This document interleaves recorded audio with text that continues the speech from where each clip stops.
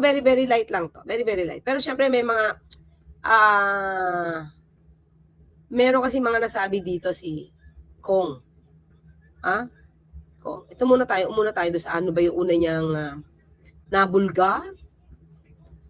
Diba? Doon tayo.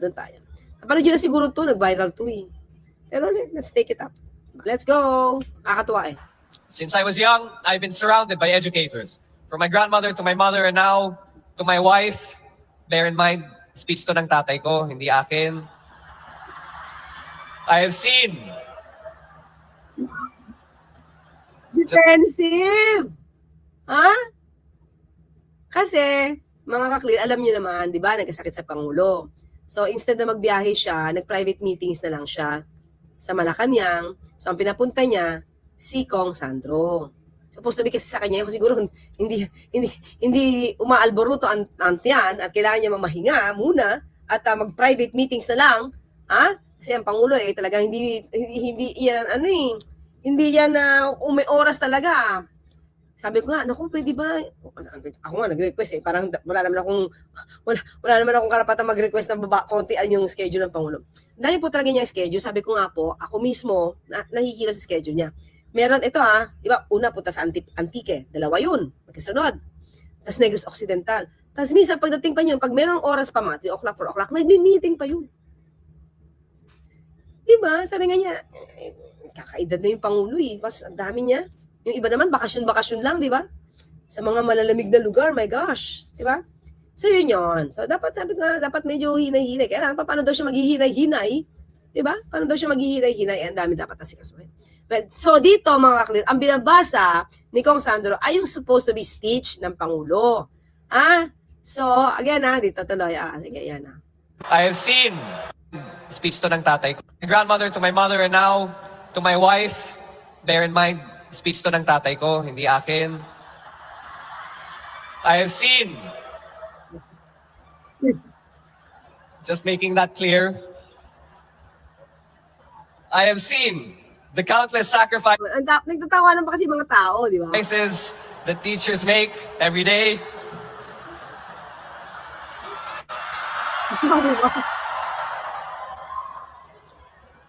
Nahihiya tuloy ako sa inyong lahat. Mula sa...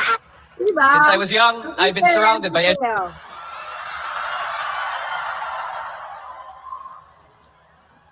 Nahihiya tuloy ako sa inyong lahat. Di ba? Araw na ito. Okay. Yan, di ba?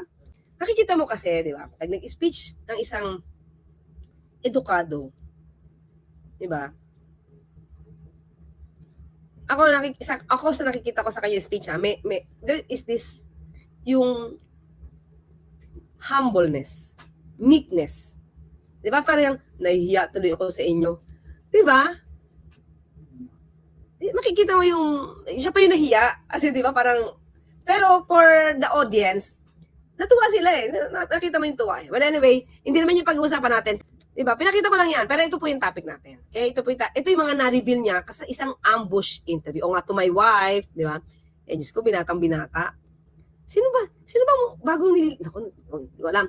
Kung may bagong nililigawan ba si Kong. Well anyway, ito ambush interview. Ilang minuto ba to? 2 minutes lang naman. Magti 3 minutes. Well, yes, maraming nagtatanong kung dahil ako ang majority leader, kung ano ang aking role. We need to remind people, Congress is constitutionally bound. Yes, oo, di ba? Saka ang utos naman sa kanya ng Pangulo, syempre, si Kong Sandro naman mga clear. May sarili siyang obligasyon. May sarili siyang mandato. So, tingin nyo kahit sabihin natin siya yung majority, ang tawag, mga clear. Tingin nyo, because sa position niya, siya pa ba yung hahadlang para, kumaga, hindi kikilos para mahadlangan yung impeachment? Ano sasabihin ng tao sa kanya? Anong credibility meron siya? Paano niya mapapakita na yung integridad, na dapat siya ay magtrabaho ng naaayon sa batas at naaayon sa konstitusyon, kung siya pa mismo ang magiging dahilan para patayin yung impeachment complaint na siyang anak. Kung ito yung mamamatay, hindi dapat sa kanya. Siya, ang tatrabahuin niya, kung ano yung trabaho niya. To hear these cases for anyone, for any impeachable officer, whether that is the president or not. So, sa mga nagsasabi na pagkakaharangin niya yung impeachment or whatever, I cannot do that. And I cannot do that. Kahit sino pa yan. Ama niya man yan o ibang tao, hindi niya pwedeng kumaga maniobrahin to. perform my duty as majority leader and perform my duty to the Constitution and my mandate. And that is to say that I cannot stop any impeachment complaint from being referred to the floor or to any or to the Committee on Justice. We have to let the process. We have to let the process do its. We have to go through the process rather. And again, the President in Malacanang has stated that he's confident. Wala naman siyang ginawang mali. And I share the same sentiment. So I will not be. O yun, syempre. Siya, bilang anak, alam niya na wala namang ginawang anumang paglabag sa patas ng kanyang ama. Tatay niya yun, alam niya yun. Pero kung dadaanan ng tatay niya, ng Pangulo, ang proseso, let it be. Diba? Hayaan niya yung prosesong tumakbo. Diba? Kailangan proseso dito kasi ang mandate niya is magpatupad. Isa sa mga mandato, siyempre, ipatupad kung ano sinasabi ng konstitusyon, ipatupad kung ano sinasabi ng batas, at sumunod sa proseso. Stopping or blocking any impeachment video. Did you talk to the president Did you talk to the president? regarding the impeachment? Actually, to tell you the truth, hindi pa kami nag-usap tungkol dyan. Oh, di ba? Hindi nila napag-uusapan. Hindi nila napag-uusapan yung impeachment. Okay? Sir, at this Tatlo point, yung ano, sir? sinasabi Tatlo nila yung na, ano, tatlo yung naisampas yan. Paano nyo i-treat yung I'm not sure how many have been. I haven't been following, but I believe so. yung second at third yata, sir, hindi rin-receive sa House sa Secretary General. Tanungin nyo na yung SecGen. I'm not privy to that information. This early sir, sinasabi nila, mababaw daw ang mga grounds. Trabaho lang naman ng Presidente. I'm sorry. Sinasabi niya ang mga tao na nakakausap namin, mababaw ang mga grounds. Well, I ng haven't read the impeachment. complaint, so hindi ako makakomment dyan. So yung bilang, sir, kayo ay positibo na may bilang kayo, sir, sa mayorya. Yes. Again, hindi naman ako nakiusap sa mga miyembro, hindi naman ako nagtatanong. I don't think we're at that stage yet. Again, it still has to be referred to the floor, to the Committee on Justice. And bilang majority leader, hanggang dyan ang aking trabaho. So, may tiwala naman tayo kay Chair Jinky Luistro, who is the chairwoman of the Committee on Justice. So, it will fall on her and its members to ascertain the merits of the said complaints. Sir, lastly, Mga clear, no? Ang galing yung sumagot. Ako nagagaling ako sumagot sa kanya. Kasi truth eh. Pag truth, hawak mo yung truth. Hindi ka naman maliligaw.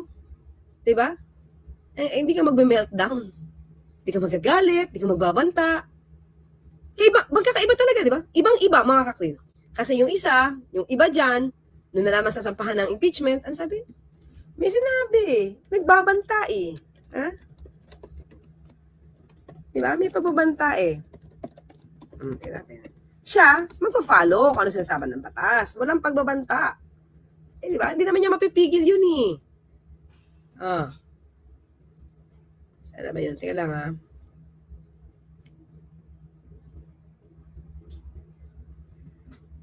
Teka lang po. Meron dito eh. Wait lang. 1 week ago. Ito. Yan ko lang mga kayo. 1 week ago. Pakinggan lang natin to ha. Kung babalikan po namin kayo. Okay. Hindi ko alam po ito yun ha. It is 1 week ago. Brigada.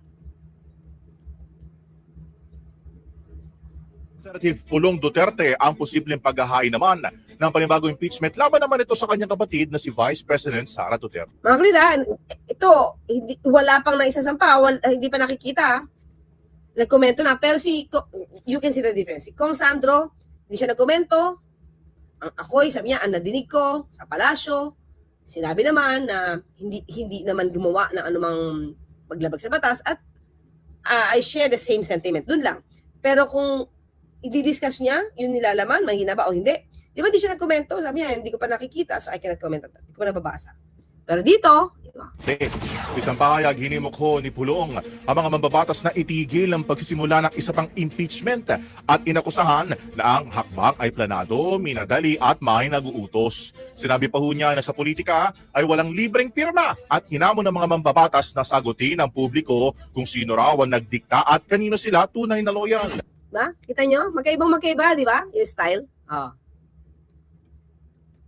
Iginit naman ni ACT Teachers Party List Representative Antonio Tino na may lehitimong batayan ng impeachment laban sa bise, partikular nga raw sa paggamit o maling paggamit ng confidential funds. Anya may sapat na ebidensya at handa sila mag-endorso sakaling ituloy ang paghahain ng reklamo. Mga clear? O, di ba magkiba sa ito? Di pa niya nakikita, nilalaman. Kung ano nilalaman ng ano. Ha? Diba? Okay? Yun lang mga clear. Yun ang pinagkaiba nila. So, balik tayo kay Kong. Ano pa ito mga sabihin? So, ang revelasyon niya dito mga clear, unang-una, syempre wala pa siyang wife. Diba? Pangalawa, about impeachment, di pa nila napag-usapan ng kanyang ama, pero, syempre, nung nadinig niya sa palasyo na sinabi natin, at ito'y sinagot ng Pangulo, sa akin, dahil nakausap ko yung Pangulo, sinabi niya sa akin, yung mismong words na ginamit. Diba? Na, he's confident dahil he did not do anything which any impeachable offense. Wala siyang ginawa impeachable offense. At yon, he's sharing the same sentiment. Okay? Message ninyo sa mga taga Ilocos Norte. Ay nako, nang It's been a una, while. yeah, miss na miss ko talaga sila. We've been busy at the house. But any opportunity that I have to come back, I always do. And rest assured na tuloy-tuloy ang servisyo this 2026. Thank you po. Thank you. Ayun mga clear. Maiksi lang naman itong topic natin sa kanya. Pinakita lang natin kung paano siya sumagot sa isang ambush interview. Diba?